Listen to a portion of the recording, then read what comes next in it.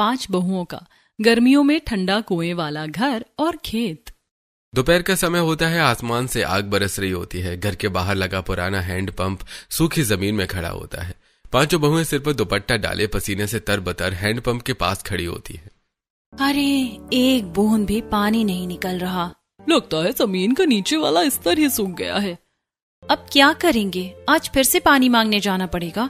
अरे यार, कल भी मांग कर लाए थे, परसों भी। आज तो कोई सुनाए बिना देगा ही नहीं। अरे पानी ही तो है सब, इसमें क्या बड़ी बात है। चलो लेकर आते हैं, खाना भी बनाना है। 5 बहुएं अपने अपने खाली बर्तन लेकर अलग अलग घरों की तरफ निकल जाती हैं। गर्म हवा उनके चेहरे को झुलसा रही होती है। आंटी, थोड़ा सा पानी दे दीजिए। अरे तुम्हारा तो रोज का काम हो गया, हर दिन पानी मांगने आ जाती हो। आंटी बस आज के लिए दे दीजिए। जब हैंड पंप खराब हो गया है तो उसे ठीक भी करवा लो। क्या हमें पानी की जरूरत नहीं है? हम हैंड पंप सही तो करवा लेंगे, लेकिन आप कौन सा पानी पैदा कर रही हो? आपको भी नल से ही देना है। हाँ, निकल यहाँ से, मुझे तुमसे बहस नहीं करनी। तीनों बहुएं खाली बर्तन लेकर मायूस होकर वापस घर लौट आती हैं। उनके चेहरे पर थकान और अपमान साफ दिख रहा होता है। पता नहीं कैसे लोग हैं, पानी देने में भी इन्हें आग लगती है। अब क्या करेंगे, बिना पानी के कैसे काम चलेगा? घर छोटा सा कच्चा बना होता है, ईंटों की दीवारें और ऊपर टीन की छत। अंदर एक छोटा सा पंखा होता है जो बहुत धीमी गति से घूम रहा होता है। घर में इतनी भीड़ और गर्मी होती है कि सांस लेना भी मुश्किल हो जाता है।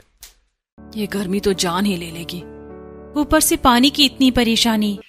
अगली सुबह 5 बहुएं रसोई के एक छोटे से कोने में चूल्हे के पास बैठकर खाना बना रही होती हैं।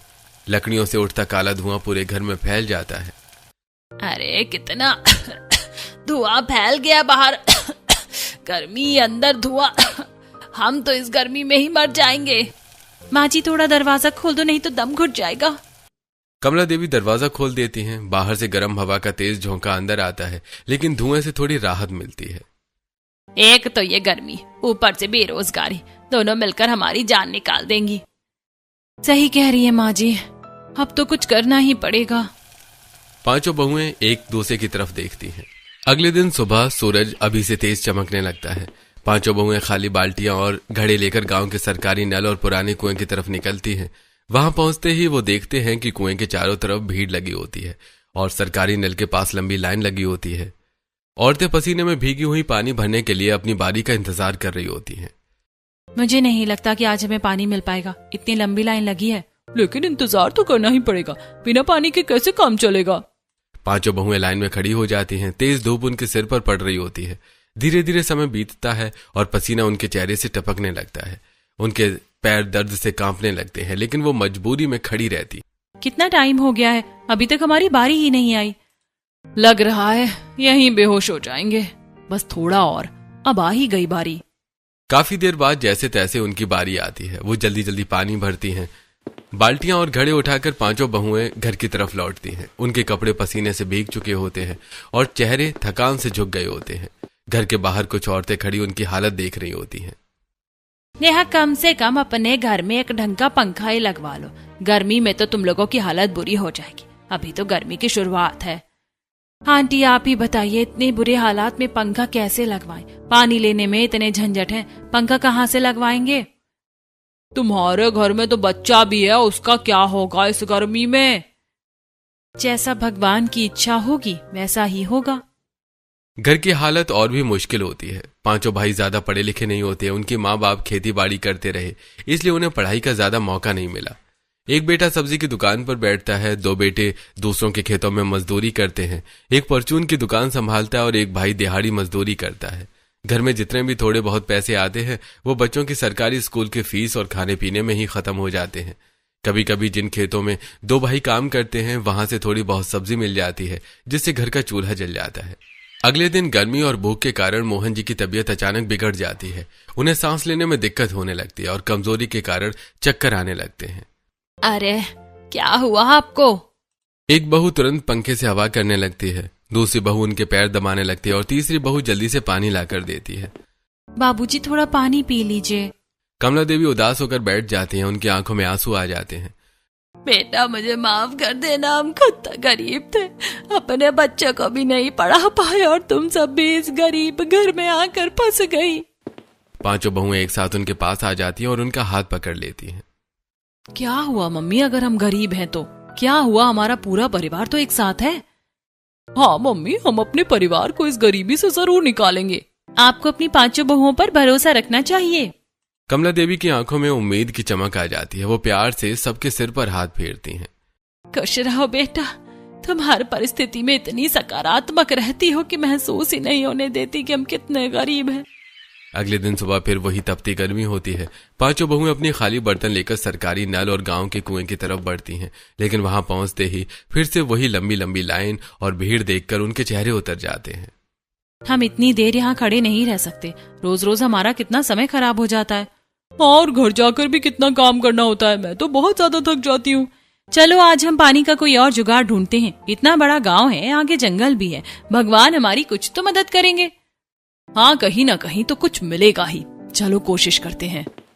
5 बहुएं गांव से आगे जंगल की तरफ बढ़ जाती। तेज धूप में वे बहुत दूर तक चलती जाती हैं। उनके कदम धीरे धीरे भारी होते जाते हैं और पसीना लगातार बह रहा होता है। अचानक चलते चलते नेहा का पैर एक गहरे गड्ढे में फंस जाता है और वो संतुलन खोकर गिर पड़ती है। गिरते गिरते वो पास की झाड़ियों में छिपे एक पेड़ की डाल पकड़कर लटक जाती है। बचाओ बचाओ मुझे। बाकी 4 बहुएं घबरा जाती हैं और दौड़कर उसके पास आती हैं।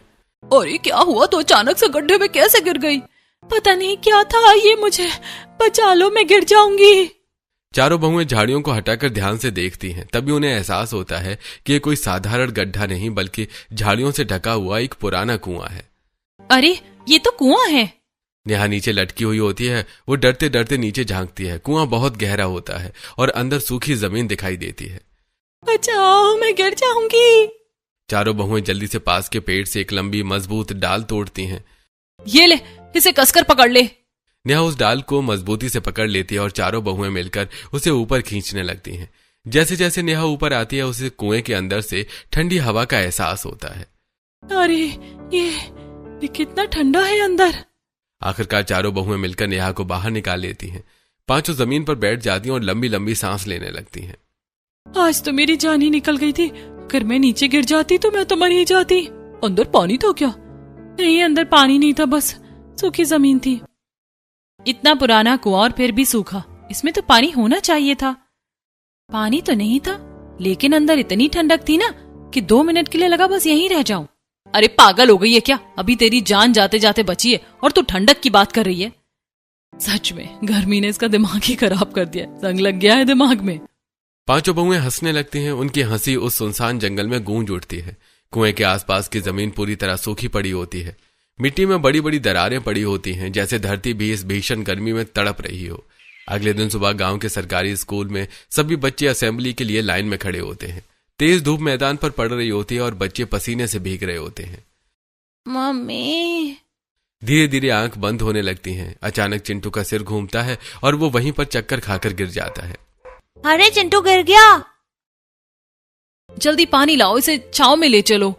जल्दी पानी लाओ, इसे छांव में ले चलो। स्कूल वाले तुरंत उसके घर फोन करते हैं। हेलो, आपके बच्चे की तबीयत बहुत खराब हो गई, वो चक्कर खाकर गिर गया, आप तुरंत आकर उसे घर ले जाइए। थोड़ी देर बाद चिंटू के पिता आयुष दौड़ते हुए स्कूल पहुंचते हैं और उसे गोद में उठाकर घर ले आते हैं।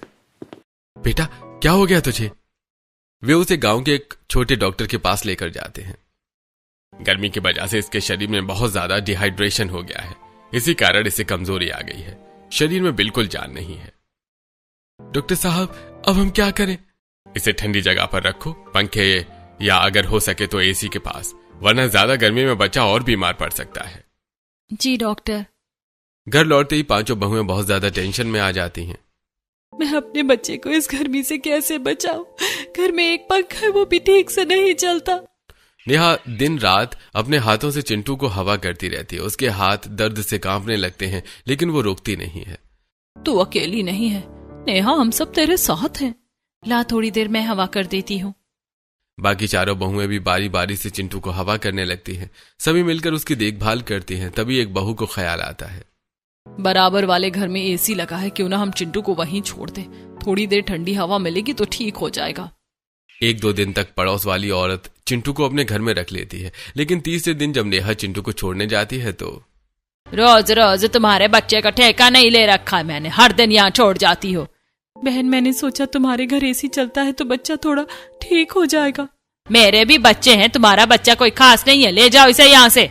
नेहा उदास होकर वापस लौट आती है। आज के जमाने में तो इंसानियत ही खत्म हो गई है, कोई किसी की मदद करना ही नहीं चाहता। दूसरी तरफ मोहन जी की तबीयत भी गर्मी के कारण बिगड़ने लगती है। उन्हें तेज बुखार रहता है जो उतरने का नाम ही नहीं लेता। ये गर्मी तो हमारी जान ही ले लेगी। थक हार कर पांचों बहुएं रोज उस सूखे कुएं के पास जाकर बैठने लगती हैं। वहां उन्हें ठंडी हवा महसूस होती है। सच में यहाँ कितनी ठंडी हवा आती है, अंदर मुंह करते ही कितना सुकून मिलता है। ठंडी हवा उन्हें कुछ देर के लिए राहत देती है। मन कर रहा है यहीं बैठे रहें। क्यों ना हम सच में इस कुएं के अंदर रहने लगे। उसकी बात सुनकर बाकी चारों बहुएं चौंक जाती हैं। क्या बात कर रही हो, कुएं में कैसे रह सकते हैं? हाँ, थोड़ा मेहनत लगेगी, लेकिन हम इसकी साफ सफाई कर दें, इसे रहने लायक बना लें तो हम अंदर रह सकते हैं। और वहाँ ठंडक भी है, शायद गर्मी से बच जाएंगे। अगर अपने परिवार और बच्चों की जान बचानी है तो हमें कुछ अलग करना ही होगा। हाँ, हम सब मिलकर इसे अपना घर बना सकते हैं। वहीं बहू जो पहले कुएं में गिरी थी मुस्कुराते हुए बोलती है, मैं तो तब से कह रही हूँ, उस कुएं के अंदर बहुत ठंडक है। अगर हम वहाँ रहने लगे तो हमारी ये गर्मी की परेशानी खत्म हो जाएगी। दोपहर को तेज गर्म हवाएं खेतों को झुलसा रही होती हैं। दो भाई दिनेश और मयंक दूसरे के खेतों में काम कर रहे होते हैं, लेकिन इस बार खेत पूरी तरह सूख चुके होते हैं। फसल जलकर बर्बाद हो गई होती है। सब कुछ खत्म हो गया, एक भी फसल नहीं बची। हम कितनी मेहनत की थी, सोचा था इस बार कुछ पैसे मिलेंगे। तभी उनका मालिक वहां आता है। अरे भाई देखो, इस बार फसल ही नहीं हुई तो मैं तुम्हें वो 10,000 रुपए नहीं दे पाऊंगा।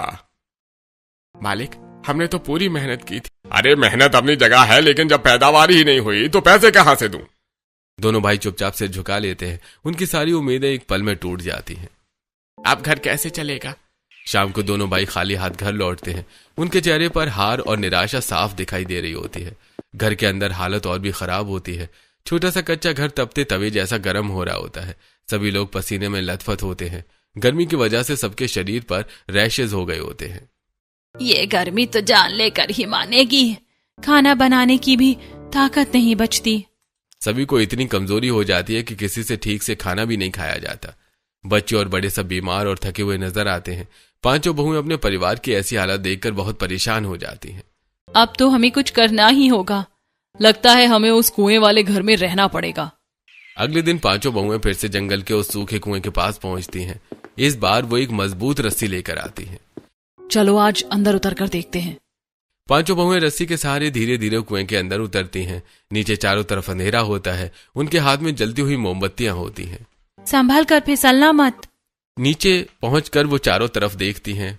जमीन पूरी तरह सूखी होती है और जगह जगह झाड़ियां भी उगी होती हैं। चलो आज अच्छे से देखते हैं यहाँ क्या है। पांचों बहुएं पूरे कुएं में घूमती हैं। सच में यहाँ तो बहुत ठंडक है। अगर हम इसे साफ कर दें तो शायद यहाँ घर बना सकते हैं और हमारे परिवार की सारी मुश्किलें खत्म हो सकती हैं। शाम को घर पर खाना बनाते समय पांचों बहुएं अपनी सास से बात करती हैं। मम्मी, जंगल में जो पुराना कुआं है उसके बारे में आपको कुछ पता है? हाँ बेटा, वो करीब 100 साल पुराना कुआं है। हमारी सास बताती थी, उस समय गांव के प्रधान ने बनवाया था। उस वक्त वो कुआं पूरे गांव का सहारा था। आसपास के गांव वाले भी वहीं से पानी लेने आते थे, लेकिन अचानक जमीन सूख गई, पानी खत्म हो गया, जानवर मरने लगे और वो कुआं भी सूख गया। आज तक कोई नहीं समझ पाया कि ऐसा क्यों हुआ। हाँ मम्मी, वहाँ की जमीन तो आज भी बिल्कुल सूखी है, जैसे कई सालों से पानी आया ही नहीं। पांचों बहुएं एक दूसरे की तरफ देखती हैं। उनके दिमाग में एक नया विचार जन्म ले चुका होता है। तो इसका मतलब वहाँ पानी आने की कोई उम्मीद नहीं है, यानी हम वहाँ पर घर बनाकर रह सकते हैं। हाँ, हमें अपने पतियों से बात करनी होगी। रात का समय होता है। सभी लोग गर्मी के कारण घर के बाहर खाट डालकर बैठे होते हैं। क्यों ना हम अपना घर उस जंगल वाले कुएं में बना ले? ये सुनकर सभी पति हंसने लगते हैं। अरे तुम लोगों ने भांग खा ली है क्या? अरे कुएं में कोई घर बनाता है क्या? हम मजाक नहीं कर रहे, हम वहाँ खेती भी कर सकते हैं। क्या तुम्हें सच में लगता है कि ये मुमकिन है? अगर अपने परिवार को बचाना है तो हमें कुछ अलग करना ही पड़ेगा। हमें अपने ऊपर पूरा विश्वास, बस आपको हमारा साथ देना होगा। पांचों पति अब चुप हो जाते हैं। उनकी आंखों में अब मजाक नहीं बल्कि सोच और उम्मीद नजर आने लगती है। अगले दिन सुबह को पांचों बहुएं और पांचों बेटे मिलकर जंगल के उस पुराने कुएं के पास पहुंचते हैं। सास, ससुर और चिंटू घर पर ही रहते हैं। सबके चेहरे पर एक नई उम्मीद और हिम्मत दिखाई देती है। चलो आज से हम अपने नए घर की शुरुआत करेंगे। हाँ, अब पीछे हटने का सवाल ही नहीं है। सबसे पहले पांचों बहुएं कुएं के ऊपर उगी झाड़ियों को हटाने लगती हैं। वो हाथों से कांटेदार झाड़ियां खींच खींच कर साफ करती हैं। अरे कितनी झाड़ियां उगाई हैं यहाँ। जितनी मेहनत करेंगे उतना अच्छा घर बनेगा। धीरे धीरे पूरा कुआं साफ साफ नजर आने लगता है। अब पांचों पति रस्सी के सहारे कुएं के अंदर उतरते हैं और अंदर की सफाई शुरू करते हैं। वो सूखी मिट्टी और झाड़ियों को हटाते हैं। ऊपर से थोड़ा और पानी डालो, धूल हटानी है। हाँ, यहाँ तो सच में ठंडक है। कुछ दिनों बाद वो सीमेंट, पत्थर और जरूरी सामान लाकर कुएं के अंदर डालने लगते हैं। धीरे धीरे अंदर छोटे छोटे कमरे बनना शुरू हो जाते हैं। एक तरफ चूल्हा बनाया जाता है, दूसरी तरफ रहने के लिए अलग अलग कमरे तैयार होते हैं। कुएं के एक हिस्से में खेती के लिए जगह छोड़ दी जाती है। पांचों बहुएं कुएं की दीवारों को गोबर और मिट्टी से लीपती हैं, जिससे अंदर और भी ठंडक बनी रहती है। देखना, यहाँ की हवा और भी ठंडी हो जाएगी। हमारा घर बस सबसे अलग होगा। कई दिनों की मेहनत के बाद कुएं के अंदर एक छोटा सा सुंदर घर बन जाता है। ऊपर की सारी झाड़ियां हटाकर चारों तरफ साफ सफाई कर दी जाती है। एक दिन कमला देवी पूछती हैं, बेटा इतने दिनों से तुम सब कहाँ व्यस्त रहते हो? सुबह से शाम तक घर से बाहर रहते हो, क्या चल रहा है? मम्मी, आप लोगों के लिए एक सरप्राइज है। पांचों बहुएं और बेटे मिलकर सास, ससुर और चिंटू को कुएं के पास ले जाते हैं। उनकी आंखों पर हाथ रखे होते हैं। जैसे ही वो कुएं के पास पहुंचते हैं, सब हाथ हटा देते हैं। अरे मम्मी, देखो हमारा नया घर। कुएं के अंदर जाने के लिए सीढ़ी लगी होती है। नीचे 3-4 छोटे छोटे कमरे बने होते हैं। एक तरफ हरी भरी सब्जियों की खेती हो रही होती है और दीवारों पर बेलें लटक रही होती हैं। अरे तुम लोगों ने तो घर के साथ साथ खेती का भी पूरा इंतजाम कर लिया। हाँ मम्मी, ये हमारा घर है और ये हमारी अपनी खेती। सभी लोग कुएं के अंदर उतरते हैं। अंदर पहुंचते ही उन्हें ठंडी हवा का एहसास होता है। गर्मी जैसे एकदम गायब हो जाती है। बेटा, यहाँ तो जन्नत लग रही है। ऐसा लग रहा है जैसे एसी चल रहा हो। हाँ बाबूजी, इसी वजह से तो हमें ये आइडिया आया। और आपको पता है, एक दिन नेहा इसमें गिर गई थी, तभी पता चला कि अंदर कितनी ठंडक है। तुम लोगों ने जो गोबर और मिट्टी से दीवारें लीपी हैं, उससे तो और भी ठंडक हो रही है। सभी के चेहरे पर खुशी साफ नजर आती है। चिंटू इधर उधर दौड़ता है। वाह, हमारा नया कुआं और खेत वाला घर। रात को सभी लोग अपने अपने कमरे में सोने लगते हैं। तभी बाहर से जंगली जानवरों की आवाजें आने लगती हैं। मम्मी, यहाँ तो भेड़िया है, मुझे बहुत डर लग रहा है, कहीं वो अंदर आ गया तो। नहीं बेटा, ऐसा कुछ नहीं होगा। तू मम्मी के साथ है ना, तुझे कोई कुछ नहीं करेगा। बाकी सभी लोग भी थोड़े डरे हुए होते हैं, लेकिन हिम्मत बनाए रखते हैं। डर डर कर सभी रात गुजारते हैं। अगली सुबह सूरज की किरणें कुएं के अंदर उतरती हैं। हल्की धूप के साथ ठंडी हवा भी आ रही होती है। किरणें ऊपर से अंदर आकर पूरे कुएं को रोशन कर रही होती हैं। कुएं के एक हिस्से में हरी भरी खेती लहला रही होती है। जमीन पर गर्मियों की सब्जियां उग रही होती हैं। टमाटर, भिंडी, बैंगन, लौकी, करेला, कद्दू, मिर्च, पालक, धनिया। कुएं की दीवारों पर बेलें चढ़ी होती हैं, जिन पर कई फल लगे होते हैं। तोरई, घिया, अंगूर, खीरा, करेला, बेल, तोरई। एक कोने में गर्मियों के फल भी उगाए गए होते हैं। तरबूज, खरबूज, पपीता, आम के छोटे पौधे। पांचों भाई खेत में काम कर रहे हैं। देखो, हमारी मेहनत रंग ला रही है। हाँ, इतनी अच्छी फसल पहले कभी नहीं हुई। ये ताजी भिंडी और टमाटर क्या खूब लग रहे हैं। सभी भाई मिलकर ताजी सब्जियां तोड़कर अपनी पत्नियों को देते हैं। आज तो खाना ताजा बनेगा। पांचों बहुएं उसी ताजी सब्जियों से खाना बनाने लगती हैं। मम्मी देखो, हमारी खेती से बनी ताजी सब्जी। सभी लोग एक साथ बैठकर खाना खाते हैं। अरे वाह बेटा, कितना स्वादिष्ट खाना है। हाँ, कितने सालों बाद इतनी ताजी और स्वादिष्ट सब्जियां खा रहे हैं। एक प्लेट में कई तरह के फल भी रखे होते हैं। मम्मी देखो, ये सारे फल भी हमारी खेती के हैं। हाँ बेटा, सब हमारे ही हैं। सभी लोग खुशी खुशी खाते हैं। उनके चेहरे पर संतोष और सुकून साफ दिखाई देता है। अगले दिन अचानक मौसम बदल जाता है। तेज आंधी और मूसलाधार बारिश शुरू हो जाती है। गड़गड़ाहट। बाहर उनका पुराना घर पूरी तरह पानी से भर जाता है। बारिश का पानी कुएं के अंदर भी आने लगता है। नीचे की जमीन पर पानी भर जाता है और सब लोग भीग जाते हैं। अरे ये क्या हो गया, सारा पानी अंदर आ गया। कुएं में छत तो है नहीं, भले ही ठंडक है, लेकिन ये भी एक बड़ी मुसीबत है। सभी लोग मिलकर घर के अंदर जमा पानी को निकालने लगते हैं। जल्दी जल्दी पानी बाहर निकालो। ये मिट्टी भी साफ करनी होगी। उनकी मेहनत से उगी हुई फसल भी बारिश में खराब हो जाती है। हमारी सारी सब्जियां खराब हो गई। दीवारों पर चढ़ी बेलें भी तेज आंधी में टूटकर गिर जाती हैं। देखो ये भी टूट गई। हमने इतनी मेहनत से 1.5 महीना लगाकर सब बनाया और इस तूफान ने एक झटके में सब खत्म कर दिया।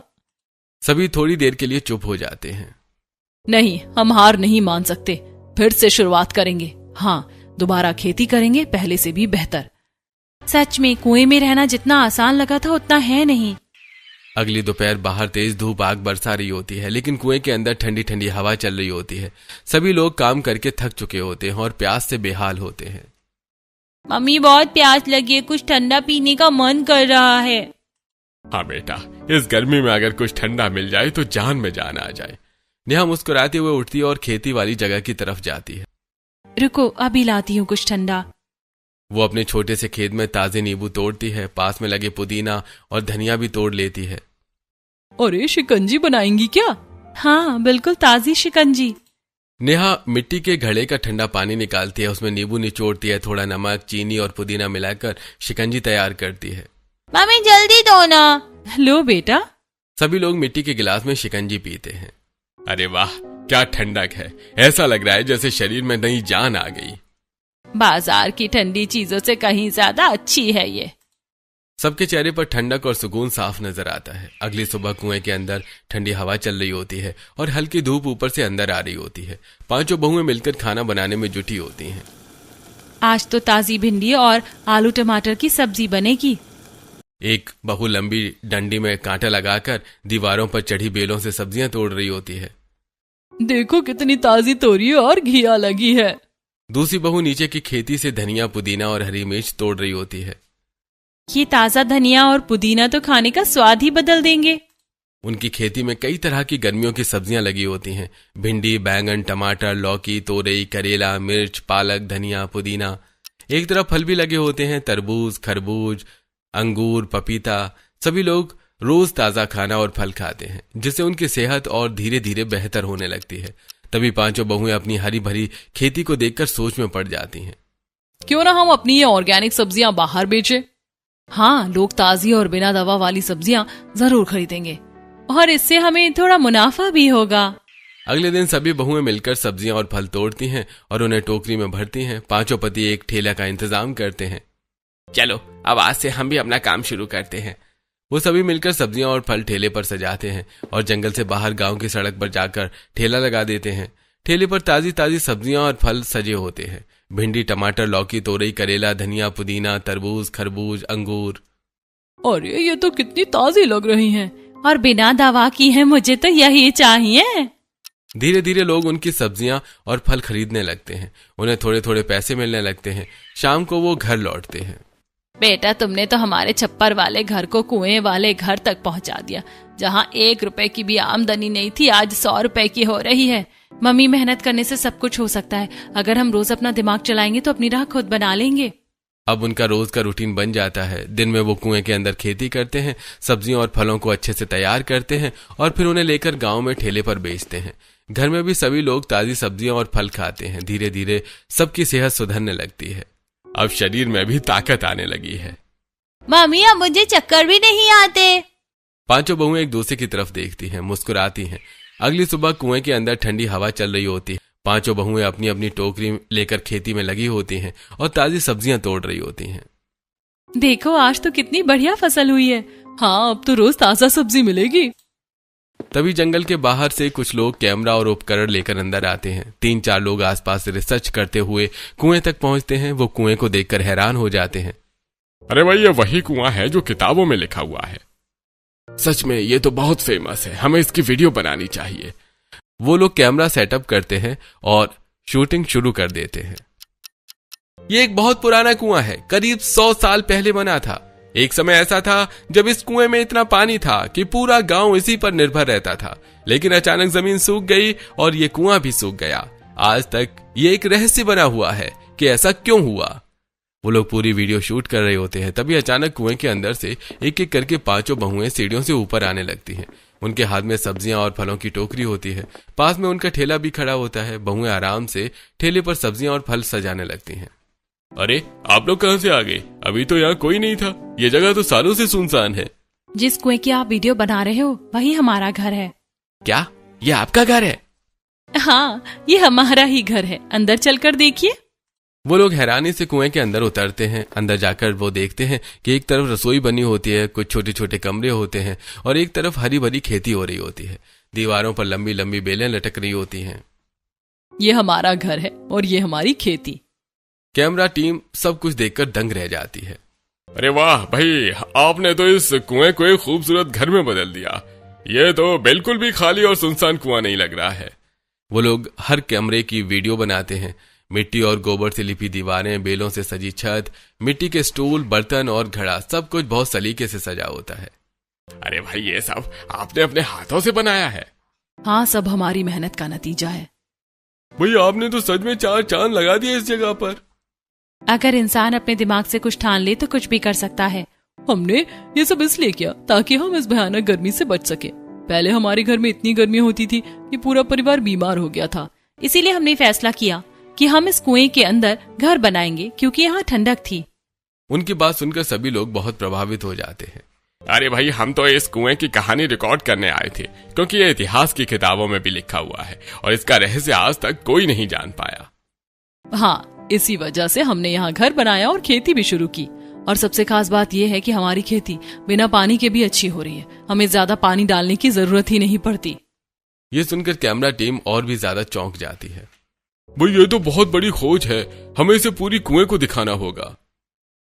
कैमरा कुएं के अंदर घूमता है। एक ऐसा घर जो कभी सूखा और सुनसान था, आज मेहनत, हिम्मत और समझदारी से खुशहाल जीवन में बदल चुका होता है। पांचों बहुएं एक दूसरे की तरफ मुस्कुराकर देखती हैं। कुएं के अंदर खड़ी कैमरा टीम के लोग चारों तरफ देखकर बहुत प्रभावित हो रहे होते हैं। कैमरा अभी भी रिकॉर्डिंग कर रहा होता है। आपका ये घर सच में बहुत शानदार है। हम आपकी वीडियो अपने चैनल पर डालेंगे। यकीन मानिए, इसे बहुत अच्छे व्यूज मिलेंगे। जी, आप डाल सकते हैं। अगर इससे लोगों को कुछ सीख मिले तो हमें खुशी होगी। कैमरा टीम अपना सामान समेटने लगती है। अरे भाई, हमें आपसे मिलकर बहुत अच्छा लगा। आपकी क्रिएटिविटी वाकई काबिले तारीफ है। धन्यवाद। पांचों बहुएं और उनके पति उन्हें नमस्ते करते हैं। कैमरा टीम वहां से चली जाती है। कुएं के अंदर फिर से शांति छा जाती है। अगले दिन टीवी पर न्यूज चैनल चल रहा होता है। पूरे देश में एक ही खबर चर्चा का विषय बनी होती है।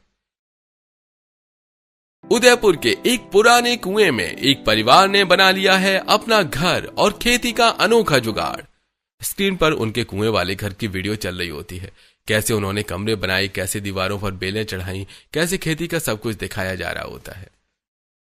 ये परिवार बिना ज्यादा पानी के खेती कर रहा है और पूरी तरह आत्मनिर्भर बन चुका है। लोग टीवी और मोबाइल पर ये वीडियो देख रहे होते हैं। अरे भाई, कितने टैलेंटेड लोग हैं। किसी ने सोचा भी नहीं होगा कि कुएं में घर बन सकता है। सोशल मीडिया पर उनकी वीडियो वायरल हो जाती है। शॉर्ट्स और रील्स हर जगह दिखने लगती हैं। गांव में भी लोग मोबाइल लेकर वीडियो देख रहे होते हैं। अरे देखो, ये तो अपनी नेहा और चारों बहुएं हैं। हमें लगा ये शहर चले गए होंगे, लेकिन ये तो यहीं जंगल में रह रहे थे। इन्होंने तो हमारा नाम रोशन कर दिया, पूरा गांव फेमस हो गया। लेकिन इस सब से अनजान पांचों बहुएं और उनका परिवार अपने रोज के काम में लगे रहते हैं। एक दिन वो सब कुएं के अंदर खेती कर रहे होते हैं और खाना बना रहे होते हैं। तभी कुछ सरकारी लोग वहां आ जाते हैं और सीढ़ी से नीचे उतरते हैं। हमें आपसे कुछ जरूरी बात करनी है। पूरा परिवार एक साथ खड़ा हो जाता है। ये जमीन सरकार की है। यहाँ आप घर बनाकर नहीं रह सकते। हम समझते हैं कि आपकी मजबूरी, लेकिन आप यहाँ हमेशा नहीं रह सकते। ये सुनकर पांचों बहुएं उदास हो जाती हैं। सर, हम कहीं और नहीं जा सकते। हमारे पास पैसे नहीं हैं, यही एक सहारा था।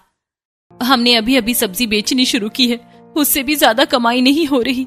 इस कुएं ने ही हमारे परिवार को गर्मी से बचाया, वरना हम सब बीमार पड़ जाते। सरकारी लोग एक दूसरे की तरफ देखते हैं और फिर नरम पड़ जाते हैं। आप चिंता मत करो, सरकार आपकी मदद करेगी। वो उन्हें कुछ पैसे देते हैं। ये पैसे आपके लिए हैं, ताकि आप कहीं और घर ले सकें और आपके पतियों को भी नौकरी दी जाएगी। ये सुनकर पूरा परिवार हैरान और खुश हो जाता है। सच में? हाँ, लेकिन आपको ये जगह परसों तक खाली करनी होगी। सभी थोड़े उदास हो जाते हैं, लेकिन मजबूरी में मान जाते हैं। अगले दिन वो अपना सामान समेटते हैं। आखिरी बार अपने कुएं वाले घर और खेती को देखते हैं। अब ये कुआं हमारा सहारा नहीं बन सकता। सभी रोते हुए वहां से निकल जाते हैं। कुछ समय बाद वो शहर में एक नया घर ले लेते हैं। उनके पतियों को एक फैक्ट्री में पैकिंग की नौकरी मिल जाती है। धीरे धीरे उनकी जिंदगी स्थिर हो जाती है। एक दिन सभी अच्छे कपड़े पहनकर फिर से उसी कुएं के पास आते हैं। इस कुएं ने हमारा बहुत साथ दिया है। हम एक छोटे से छप्पर वाले घर से यहाँ आए थे और आज देखो कहाँ पहुंच गए। सच में हमारी जिंदगी बदल दी इस कुएं ने। सभी कुएं के पास बैठ जाते हैं। उनके चेहरे पर अब दुख नहीं बल्कि गर्व और खुशी होती है, क्योंकि उन्होंने हर मुश्किल का सामना करके अपनी जिंदगी खुद बनाई थी। अगर उन्हें वो सूखा कुआं नहीं मिलता तो क्या उनकी जिंदगी कभी बदल पाती या नहीं? आप हमें कमेंट करके जरूर बताइए।